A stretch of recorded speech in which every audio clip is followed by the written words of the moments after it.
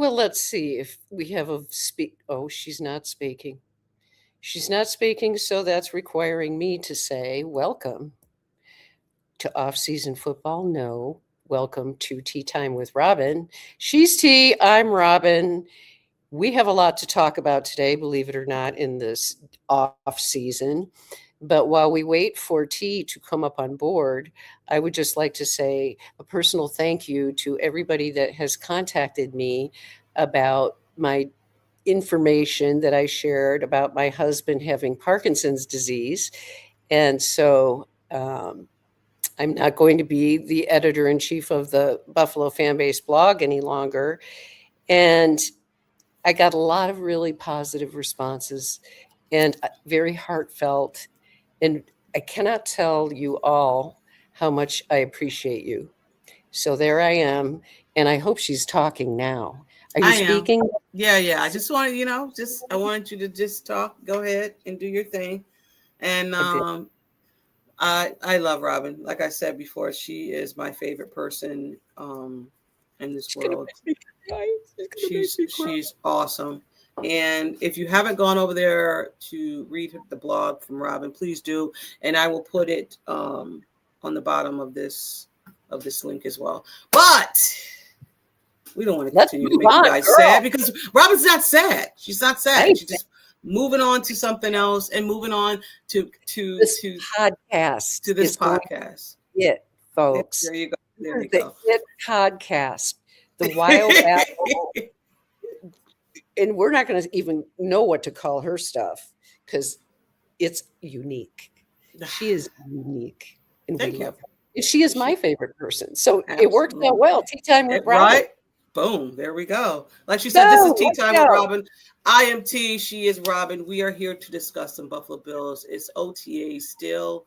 I think next week starts the mandatory minicamp. So we'll see who's going to be here. I don't think we have any controversial stuff going on. So, which is good. The Bills actually are just keeping it low. And I like it. Like, we don't have any, why didn't this guy show up? He thinks there's something going on. But I can say this. The only one that I'm like, but I don't really think it's a, oh my God, what's happening? Is Dorian Williams. I don't know why he's not at OTAs because you would want the person there that's going to play a heavy role in this linebacker room. And you probably should be there during OTAs. I mean, again, it's maybe nothing. It was just a quick, why isn't he there?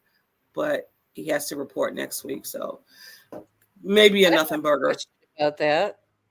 I got a question about that. What's up? Does that connect at all in your mind with what we have heard from Jim Leonard about Caleb Elarm's Orr being starter material, praising him? I have a video. I have the video if you want. Do I have the video? Let me see. You have it. It's worth playing because I thought the comment was very interesting.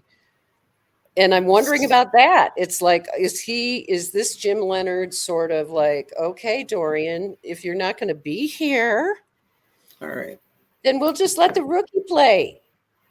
So this is what he said. The rookie. Let me start it from the beginning. All right, here we go. I want to be the starter week one. I want to earn it. I want to be a guy that comes in and earns everybody's respect and the coach's respect, and not only the respect but the trust and the ability to be the guy we want. Whether he knows it or not, I think he's in the right spot the majority of the time. He's got a really good feel for the game. But yeah, in the offseason, showing off the physicality is a little bit harder than maybe he'd like it because that's their comfort zone. A lot of these guys coming from college is, well, if I just make it physical, then I'll show who I am. NFL rules don't always allow for that, but he's done an excellent job of picking up the defense and being able to communicate. Early on, he's running with the ones at times in controlling the huddle, and he's not supposed to say that. Lined up. So I don't think he can say it, but I don't think grow as a player and see what he can do. do. But yeah, you saw the physicality, his willingness to strike and use his hands on top of being square. Like it was impressive tape, and he can absolutely fly around the field. Listen, Dorian.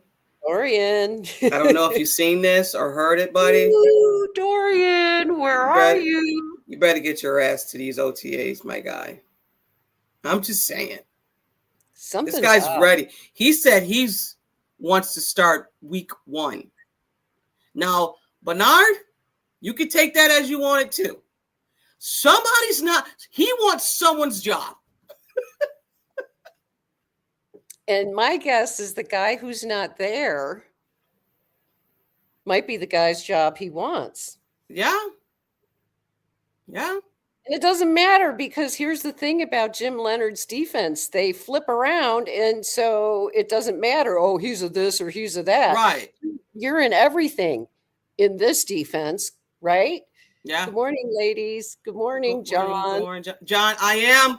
John, I am. He must be happy. Oh, the Knicks. Yes! We're cheering for the Knicks, even in Wyoming. Right. We are, because of you, T. Thank you. I appreciate it. Listen, I appreciate it. I appreciate it. Ooh. I do. I appreciate it. And we're going to have a lot to say about that in Mike and I's podcast later on. We're going to be talking about some Bills, but we're also going to be talking about some Knicks because we're both Knicks fans. But anyway, keeping to Jim and his defense. Talk to me about the presser, because I know you heard it, and I want your take. I thought the thing that I really like about Jim Leonard is he appears to be very authentic and will answer questions specifically. Doesn't give you all coach speak, right? Which is kind of nice. He's pretty straightforward. And then I wrote down just what you said here. Caleb Elarm's Orr looking like a starter. Yeah. Looking like a starter. That was a big thing that impressed me, what Leonard said. And with, like you said, Dorian Williams being not MIA, you have to wonder what the heck's going on there. The thing that I got from the press conference the most that excited me, to be honest with you, was more my own takeaway. And that is that we are going to see a different kind of a defense than we've ever seen from Sean McDermott, because this is going to be a high risk, high reward defense. And it's going to be predicated on generating turnovers. And this kind of organized chaos is kind of the best way for me to put it. He's got a scheme, but the real purpose of his scheme is to create chaos. And chaos is the name of the game. And that's what I took away from that presser. Now, the other thing for people that haven't quite caught, yes, John Robert just said, Jim Leonard was on Eric Wood's show. I just listened to it before I signed on here this morning. And it was very interesting, again, because Jim shared his journey from retiring as a player to becoming a coach in Wisconsin, and then becoming a coach back in the NFL. And now we're seeing Jim in the position of his dreams, if you want to say it. If he has aspirations to be a head coach, NFL, fine. And my bad. Go ahead. Oh, that's all right. But I think his true love really is defense. And so this is the job of his dreams. And he even said it in the Centered on Buffalo podcast that now he's a defensive coordinator. He's a first-time defensive coordinator. And he's back with Buffalo. And now he gets to do everything that he's always dreamed of doing in terms of his kind of defense. It's going to be his defense. It's not going to be Rex Ryan's defense. It's not going to be so-and-so's defense. It's going to be his defense. And he has his own ideas about what he wants. It came from that Rex Ryan type of defense. And And He again, did. my Rex Ryan's defense, when I get nervous because it was a mess, Robyn. It was a mess. He was trying to fit Square pegs into round holes. Thank you so much. And it just didn't work. And you're just like, it was so bad. But also too, yeah, it was frustrating watching. It was frustrating, just whatever. Go ahead. I'm sorry. But don't you think that Jim Leonard probably, because he was asked this on the Centered on Buffalo podcast, who was the coach that most influenced your style, whatever? And he said Rex Ryan. Interesting. Wow. Yeah, because he's had a number of different coaches. So what did he learn from Rex Ryan, though, might be what you said, might be more important. What he learned not to do with Rex Ryan defense, right? Not to fit square pegs. And he almost says stuff like that, like this year, okay, I have a bunch of players that played under a different system, and now they have to play under my system.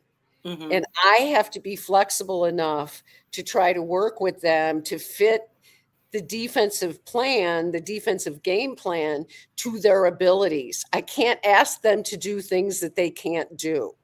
Yeah. And not every player on this defense is going to fit a Jim Leonard defense. And so he's kind of aware of the fact that he has to kind of mold things a little bit too, because he doesn't want to be Rex Ryan. Right. And he said, and I quote, I have a vision for what I want it to be. It may not totally be there in year one. Right. So for everyone, and including myself, and maybe you as well, wanting this defense to just be like that defense from last year. And I don't. I don't. But to be that defense coming out week 1, week 2, week 3, and just take a breather, folks. You know, getting in there and be like, all right, with the defense is good. We got to take a step back. Breathe. We got to breathe. We got to also, I don't want to live in a world where if we're 3-3 and if we're 2-4 or whatever the case may be, the season is done. It's over. You know what I mean? I don't know. I don't want to be, Lord knows I don't want to be there. That kind of a defense. And I don't want fans to start jumping all over. If we have a game where there's 5 turnovers or whatever against us, you know, we have to be patient. Jim Leonard even said Joe Brady has helped me and helped Phil. Yes, he did. He meant that was good. Thank you, John. Jim Leonard was talking about how Joe Brady helped him in terms of, okay, you're hired now. Who are you going to bring in for your staff? Joe already had some good suggestions and basically said, look, here's some guys that are available. What do you think? That to me spoke volumes.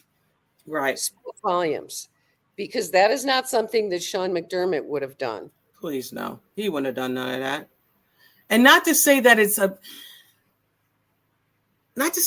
bad thing. I just think some guys are just, and I don't want to say ego ran, like with their ego, but you could see Sean McDermott's being, this is, and not in a mean way. Right? This is my defense. I hear what you're saying, but I want to run it the way I want to run it. Right.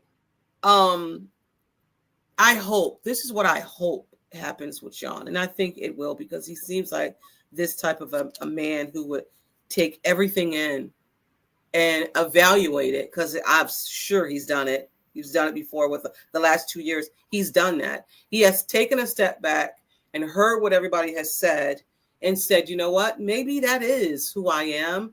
Looked in the mirror and said, I have to change. But the problem with that is that people go right back to doing the same thing that they're used to, because you cannot teach. And I don't want to say old dog new tricks, but you know what it is. It is what it is, you know. So well, McDermott was wound tight. Okay. Yeah, for sure.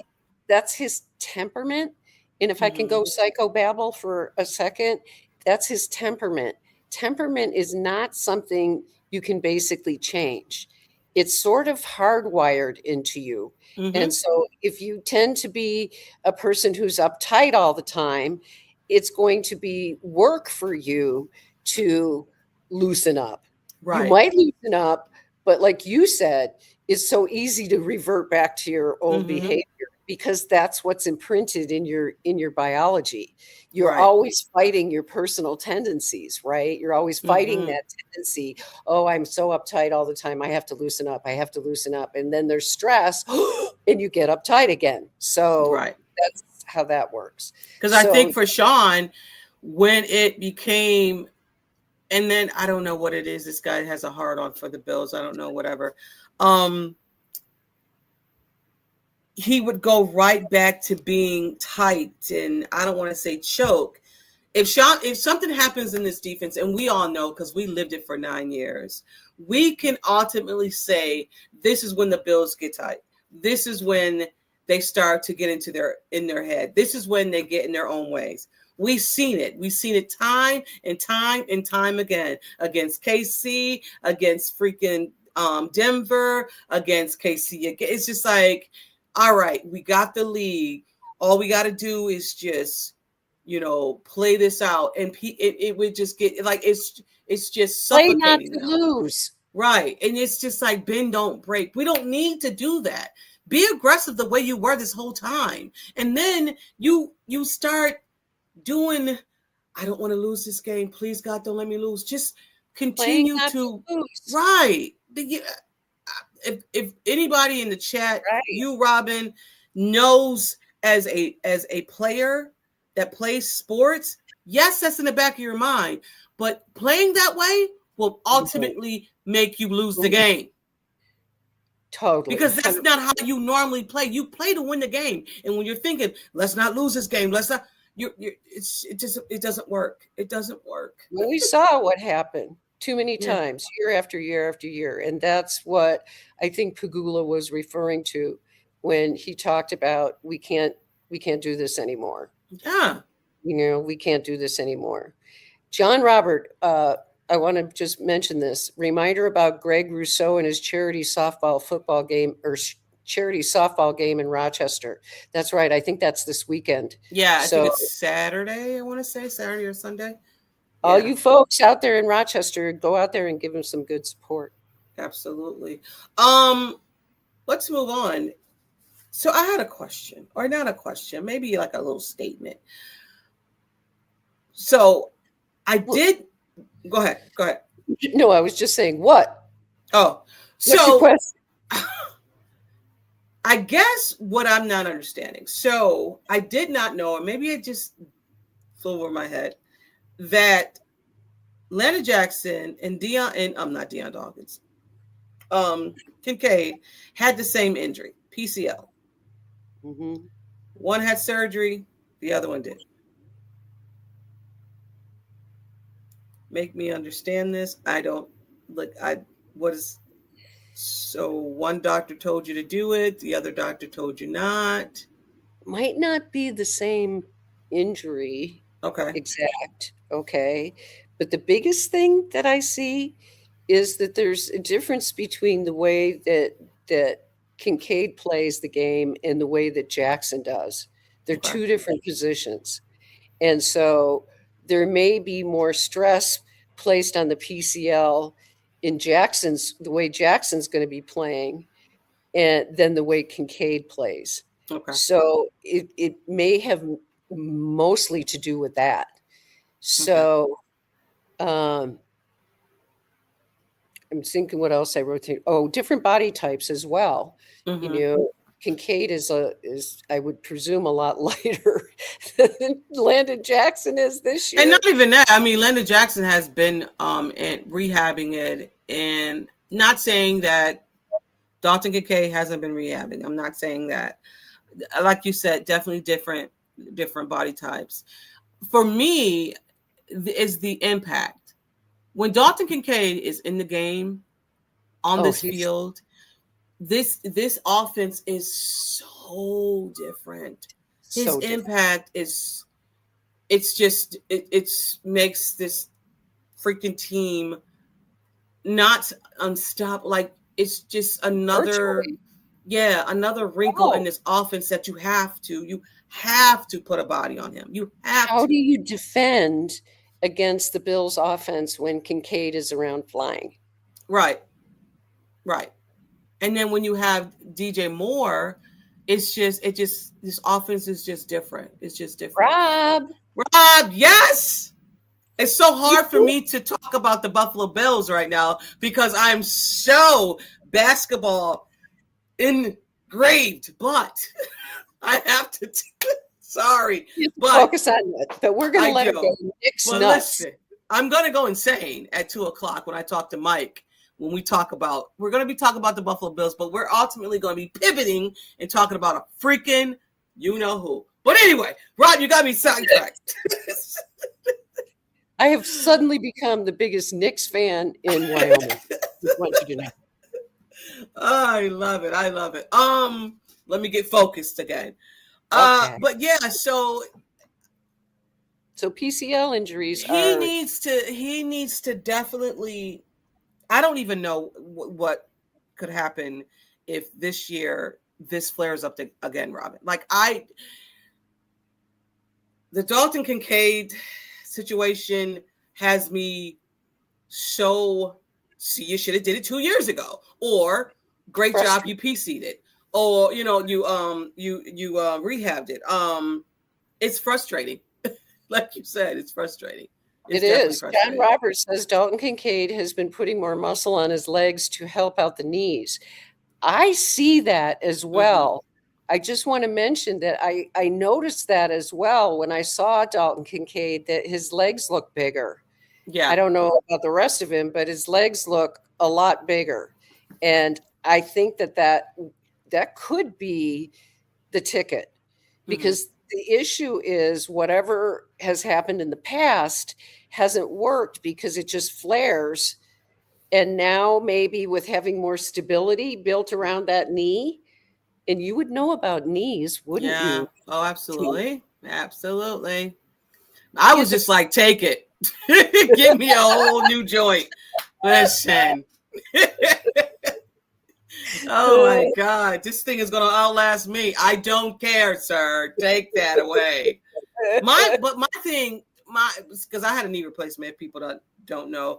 Mine was so bad, it was just bone on bone, and the rehab was intense. But I know, a full knee replacement in a PCL is totally different. Oh, yeah, so that's not the same thing. But but it brings up the point, though, like you said, if this is something that recurs again this year, then we have. Then I don't think that there's any choice, but you have to go in and do something. Absolutely. It's totally impeded his career to this point. But also, too, they picked up his 5th-year option, and this is where you want. This is the money-making year for Dalton Kincaid. You're going to have to make sure things are tight in order for them to say, I'm banking on you, right? Because the last 2 years, it's like, bro, we had to limit, we had to make sure you weren't doing too much, and we didn't really have you in the playoffs because of your knee. So exactly. I don't know. Yeah, but keeping on the offense, finally spoken was OC Pete Carmichael. I wouldn't have known him if I passed him on the street. I know. Right? Did not know. They had asked him if he was going to be in the booth or was it going to be down. And they said that they're going to probably in preseason to see how that will work out. They don't know at this time. But I don't know. I don't know what to expect from this offense this year. From DJ Moore, Dalton Kincaid. Ultimately, we have the same, but a few little pieces, right? I don't know. I don't know. As much as we talk about the defense, the offense is the only thing that might be the original. Like, you know what I mean? But maybe, because now it's going to be a blend of what Carmichael does and what Joe Brady does. Mm-hmm. it's going to be very interesting.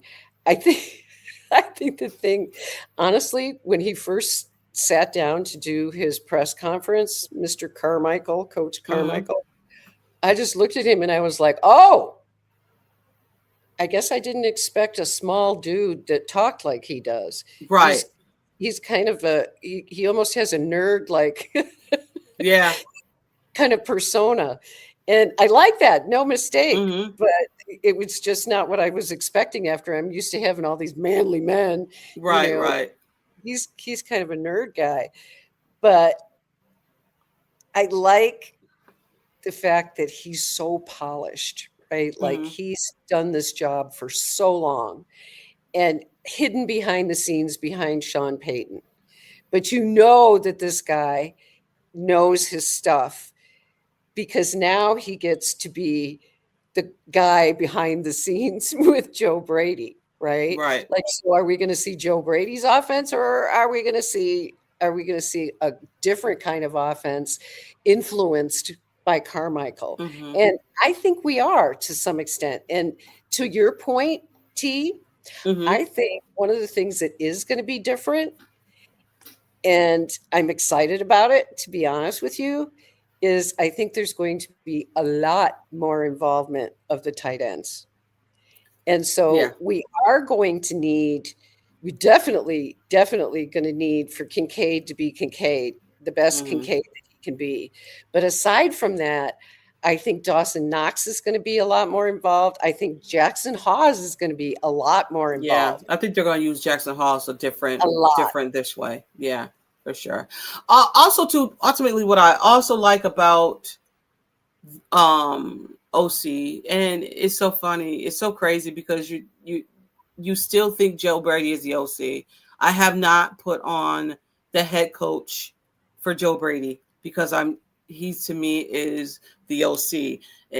I will get past it hopefully by the middle of the season.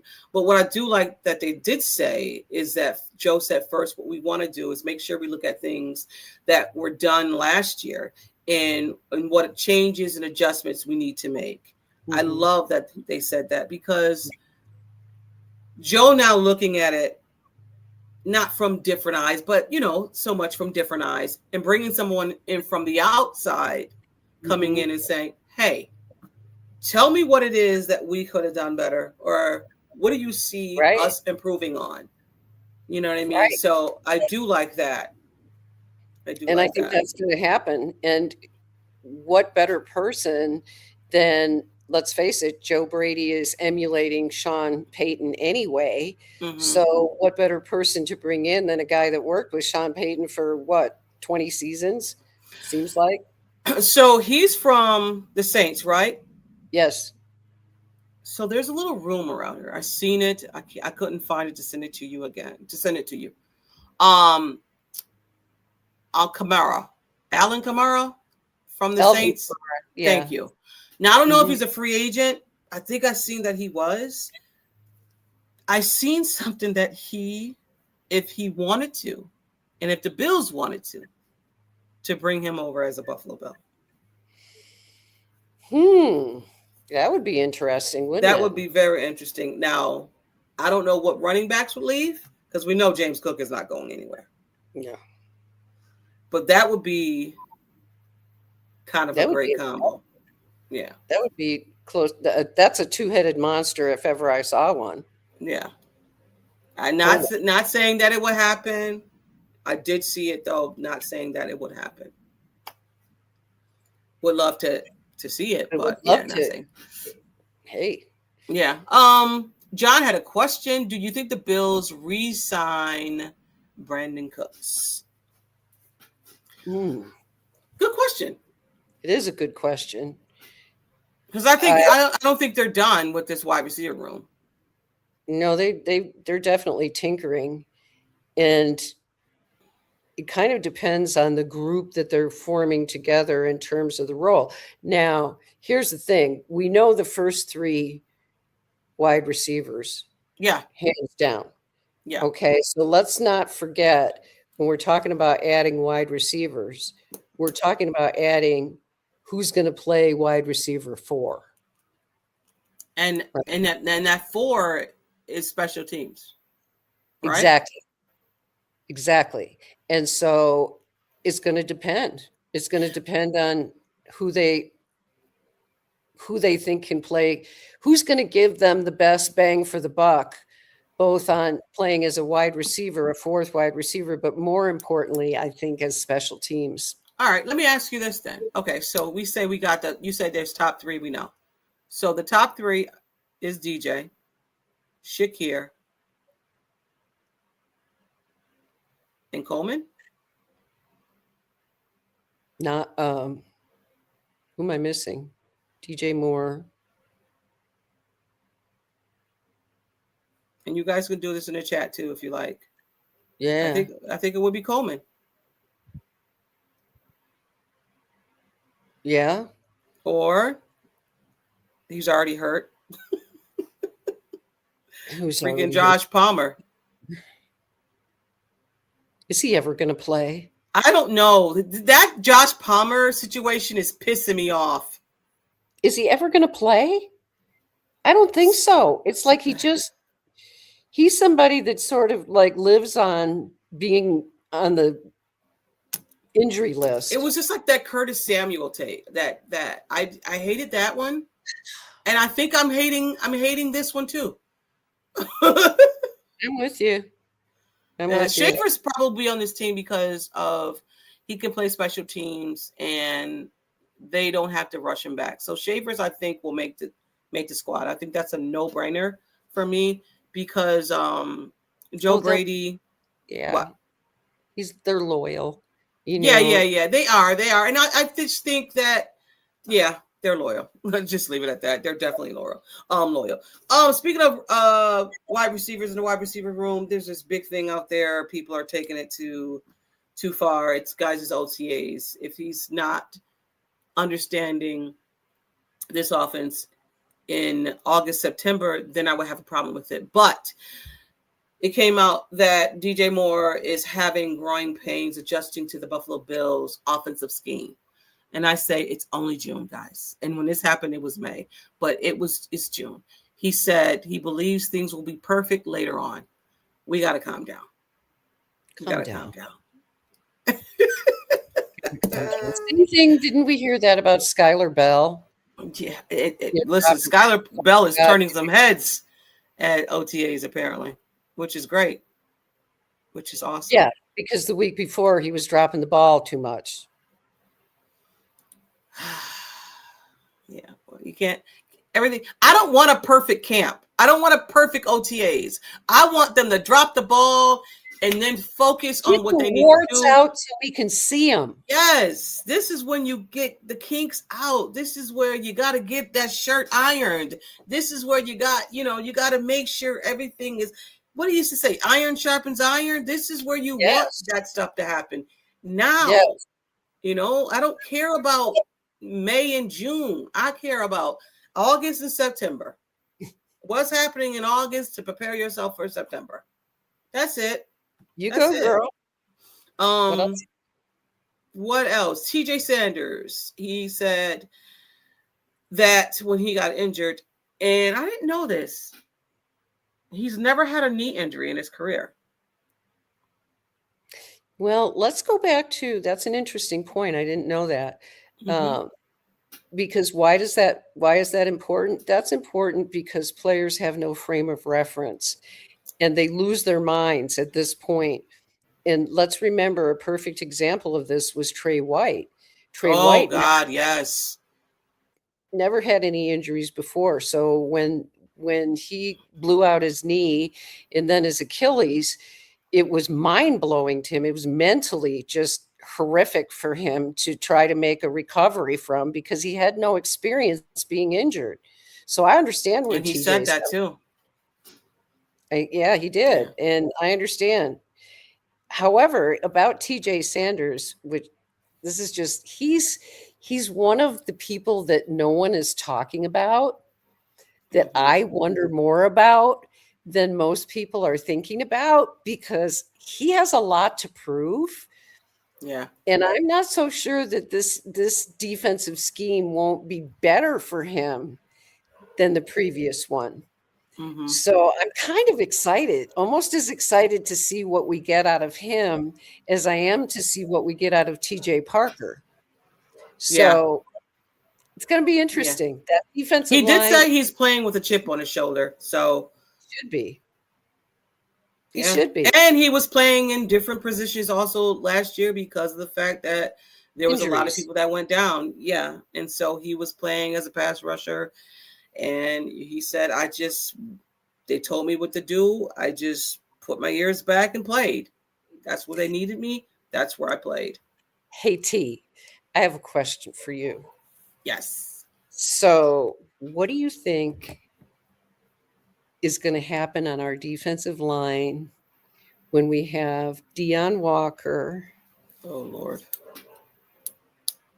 TJ Sanders. There's going to be a 285-pound Landon Jackson, Hoyt. There is a group of people that with this new defensive scheme could really emerge in a way different way than we ever expected. Yeah. What do you think about that? I've been thinking about this, and it's like you can just feel I'm excited, right? Because again, we knew what this defense was, and it was just so blah. I'm excited because I don't know what these guys can do in a 3-4. Mm-hmm. But they ultimately came from a 3-4 and they know it. So it's just like, oh, is this what this supposed to happen? Okay. So Sean McDermott was drafting guys that was just, and Sean McDermott, Brandon Bean, drafting guys and putting them in places to where it wasn't their body. And you've seen it because we've seen, he's not with us anymore. Change his body type. Oh, Epinesa. Thank you, Epinesa. Changed its body type. And you've seen that it just never kind of fit him. Worked out for him. It never worked out. Thank you. And you see these guys now thriving and want to thrive in this 3-4. And it's what they've known in college.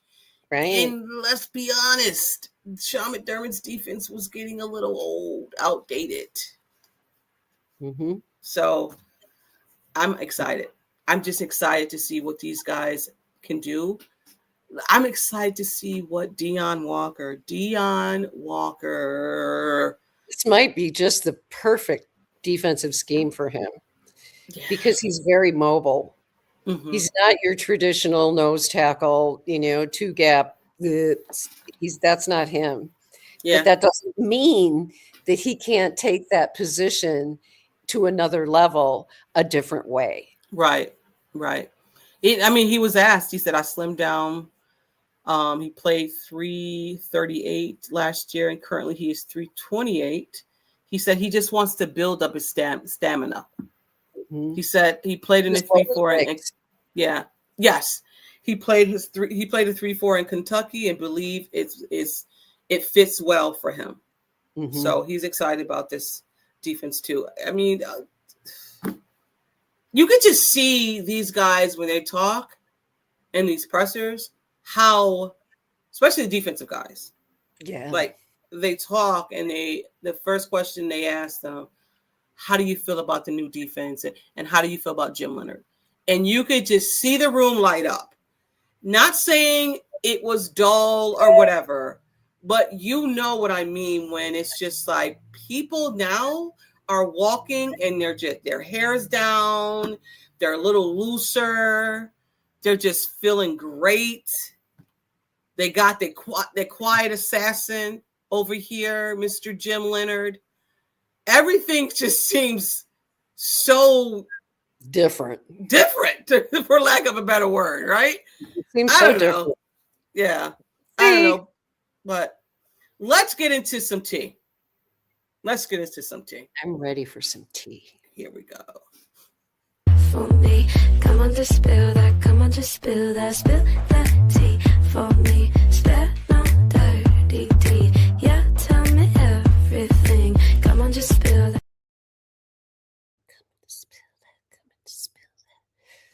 Oh, that's right. Are you talking or are I you am not? talking. Oh, yay. Ooh, It is okay. spill the tea.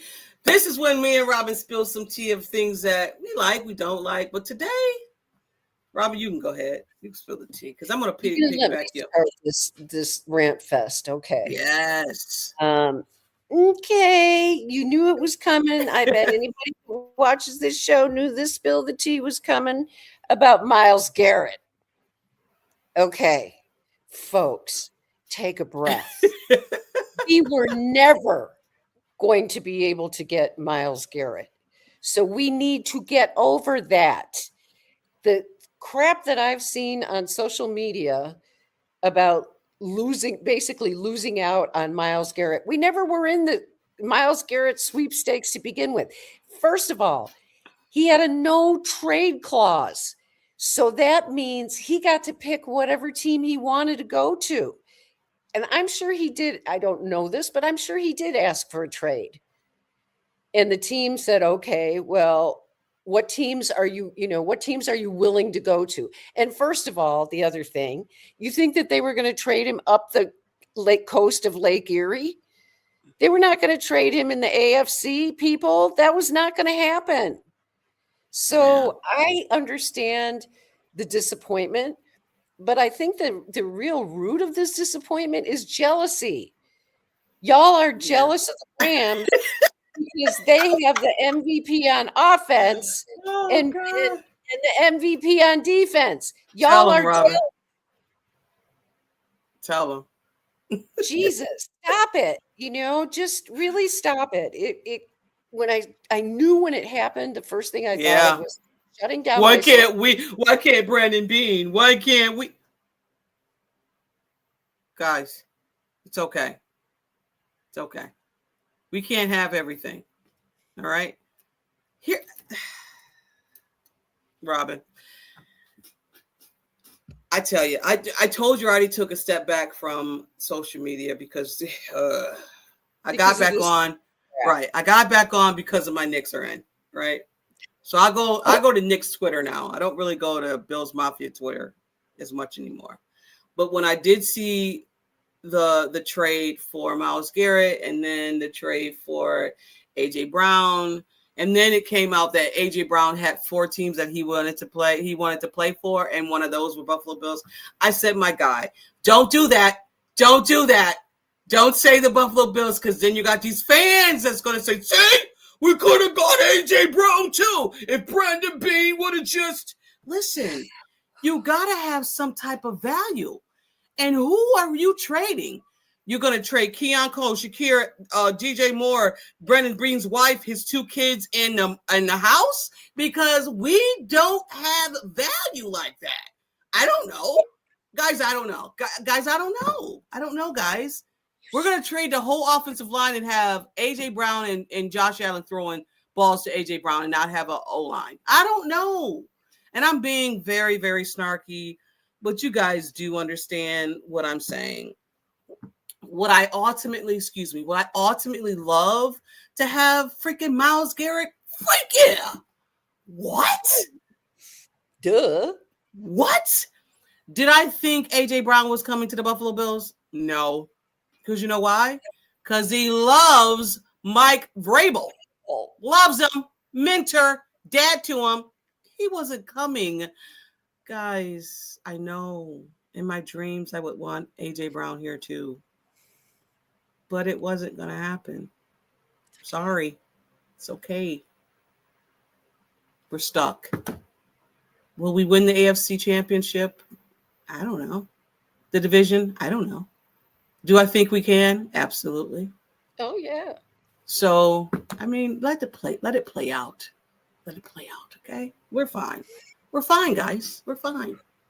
Breathe. The season hasn't even started and we're already bitching and complaining. This is crazy. Go outside and smell some grass. Or just go outside or go inside and watch the freaking Knicks, not the Knicks, because they suck. Watch the New York. Listen, get excited again. Go touch the grass. Go drink a beer. Go watch some basketball. Even if you don't know what's going on, you'll be cheering. I'm telling you, you'll be, oh my God. Yes, that's all it was yesterday. So it was. This is what we're Okay. doing. Rant over. Rant is over. Yeah. So what? AJ Brown has knee problems? Okay. No, I hope so. Well, Hey. I'm not going to cry about it. No. Oh, also Hear too. more about Jaylon Kilgore. So do I, John Robert. So do I. I want to hear what the media people start paying attention to him more. Thank you. Wanted to talk to you about this. And do I want this guy back? I'm seeing the chat. Y'all would love him.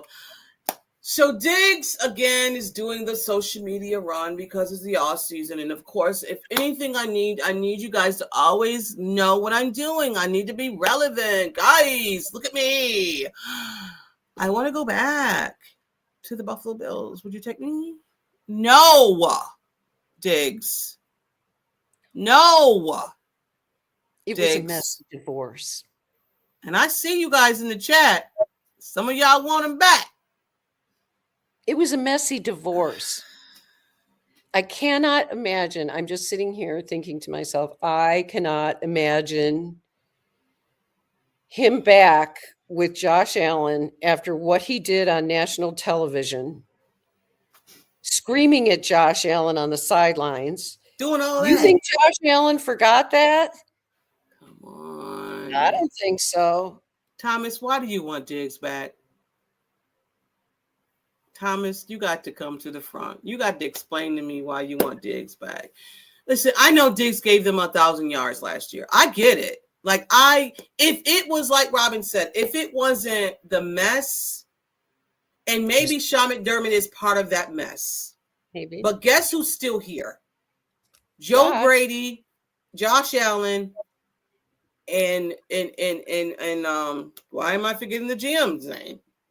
Brandon Beane. Brandon Beane, thank you. Right. So they're still here. I don't know if it costs too much money. I don't know if that's why. And I don't know if Diggs is going to be on probation because I don't know what's going on with that, even though he was found, not guilty. Is he going to be on probation? Is anything going to happen to him? Maybe not. But I don't want to go back to a messy girl. Like, I don't want that. Like, once you guys are done, you don't go back to your ex. Like, And I know Trey White's came back, and I know Brandon Cook may come back, but those people left, and they left with grace. When you have a knockout, fallout, brawl, and then you're like, baby, I want to come back. I love you. No. If he were to come back, and I'm saying a big if, there would have to be a real assurance that he wasn't going to try to be the center of attention and create diva-like responses anymore. Thomas says, Diggs won't cost us that much. He will take a discount. I think he wants to make it right. Well, if that's the case, write notes. You can make it right by writing notes to them and saying, my bad, bro. I should have never did that. My bad. I love y'all always and forever. Peace. Well, he hasn't signed with anyone. So what does that say? Right. I mean, okay. Nobody wants to deal with him. So is he out here making moo for the Bills because he's looking for a place to land? And that also too, if you haven't seen it, and I only seen it because I was on Twitter, it was the Bills and it was also Houston. So maybe he wants to go back to Houston too. I don't know. Mm-hmm. Guys, I don't know. If he comes back, awesome. If he doesn't, awesome. Says, T, stop it. Ha ha. I see you, Thomas. Listen. If he comes back, great. If he doesn't come back, great. I mean, I don't know. I don't know either. Are we done in the wide receivers room? No, I don't think we're done. I don't think we're done in the cornerback room either. I can see Trey White coming back. I can ultimately see Trey White coming back for sure. For depth, please. Yes, Yeah. I would love Trey. Look, Trey still had it last year, so I can see him coming back. I would love that as a cornerback 4. Yeah, for sure. But we're gonna get out of here because I think that's it. We're done. I think we're done, and We're done, and I folks. love it. And We are done. And we love you, like Robyn said. Next week, I think is mandatory mini camps, and we'll probably come back on. Well, me and Robyn will discuss it, but probably we'll come back on to see who's saying what and what's going on. So, yeah. It's so much fun to be with the fam. Absolutely. And then I have to tell my story. What's going on with my Knicks? Yes. Yeah. Knicks. Yes, go Knicks. If you're not doing anything tomorrow, the Knicks play at 8:30. Okay, make sure you tune in. All right. All right. But we're out. And love you. This has been Tea Time with Robyn. We are out. We see you next week. And like we always say, peace. Go Knicks. Go Knicks.